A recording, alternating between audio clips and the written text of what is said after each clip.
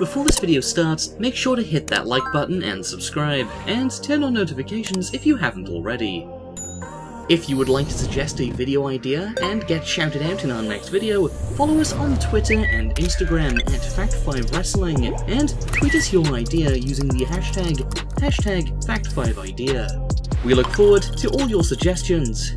With that out of the way, let's get right into the video.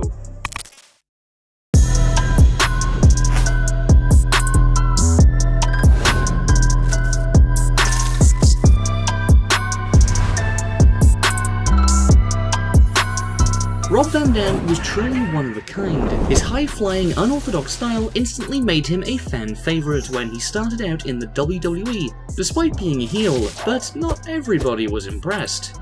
For all your great talent and ability, you're not going to amount to a damn thing in this business. Wow. One man saw differently though, and that man was Paul Heyman.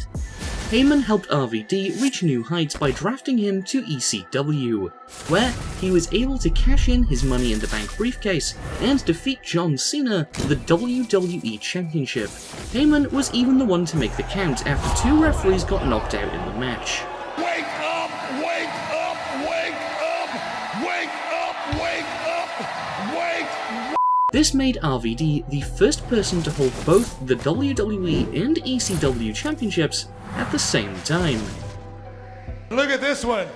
It spins. And then he got high. He truly was a high flyer. This resulted in RVD losing both the WWE and ECW titles, the latter of which he lost to the Big Show after Paul Heyman turned on him. Paul Heyman, you son of a bitch! Back in the early 2000s, the Big Show was a giant laughingstock. He is the Big Show, you know. Look what right up there! What the hell are you doing? He found little success on Raw up until he got drafted to SmackDown in October 2002. There, he immediately challenged Brock Lesnar for the WWE Championship, and at Survivor Series 2002, the Big Show became the first man ever to defeat Lesnar, and thus win the WWE Championship, thanks to a little help from Heyman. Forget Mayweather. This is where the Big Show got his KO punch from.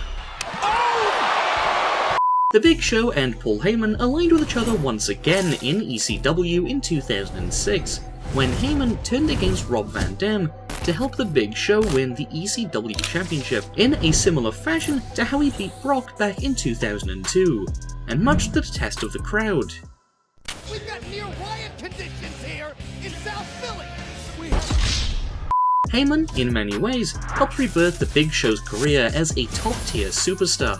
Something else that's top-tier, though, is the Big Show's impression of Paul Heyman.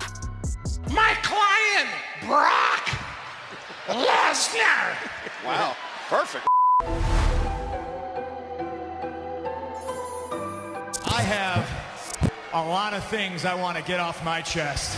CM Punk's controversial pipe bomb promo back in 2011 revealed a lot of harsh truths in the WWE, including the fact that Paul Heyman was the only one who saw something in him. Paul Heyman saw something in me that nobody else wanted to admit. That's right, I'm a Paul Heyman guy. Fast forward a little over a year, Punk aligned himself with Heyman, and went on to hold the WWE Championship for an impressive 434 days, which, at the time, was the longest WWE World Championship reign of the modern era, until Brock Lesnar broke that record in June 2018. If it wasn't for Heyman, who knows if Punk would have held the title for as long as he did. One thing is clear though, Your manager has Twinkie tits. Punk never lost his savageness. Good luck. I would, but I know where that hand's been.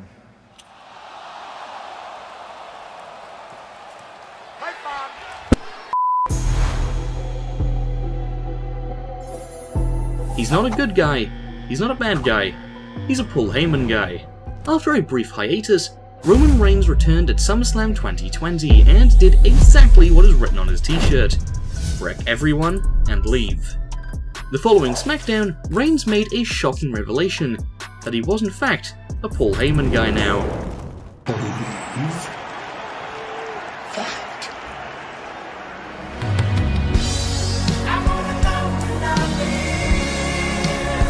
In his first match back in months, and now with Heyman by his side, Reigns regained the Universal Championship, which he never lost at Payback 2020, in a match that was pure carnage. The Fiend's got Strowman in position for a superplex! Did Roman come out? While their partnership is still early days, it will be interesting to see what the WWE has in store for the Tribal Chief.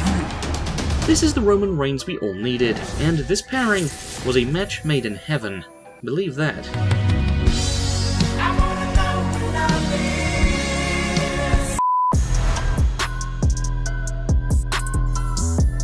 That's the next WrestleMania main eventer. That's the next A-lister. That's the next first ballot WWE Hall of Famer.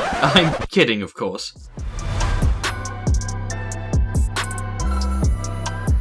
When you think of Brock Lesnar, you think of Paul Heyman. Brock Lesnar. The two have become synonymous with each other ever since Heyman introduced Lesnar back in 2002 as the next big thing. Mere months after his explosive debut, Lesnar went on to win the 2002 King of the Ring, and soon after became the youngest WWE champion at the age of 25, when he defeated The Rock at SummerSlam 2002. That was only the start of Lesnar's path of destruction.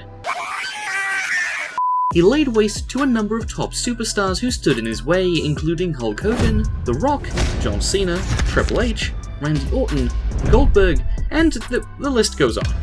But how can we forget, as much as we'd like to, he became the 1 in 21-1 by breaking The Undertaker's legendary WrestleMania streak. Brock Lesnar without Paul Heyman is like eating cereal without milk. There's no question that Brock Lesnar is the most successful Paul Heyman guy in WWE history. That's not a prediction, that's a spoiler. Paul, say something stupid.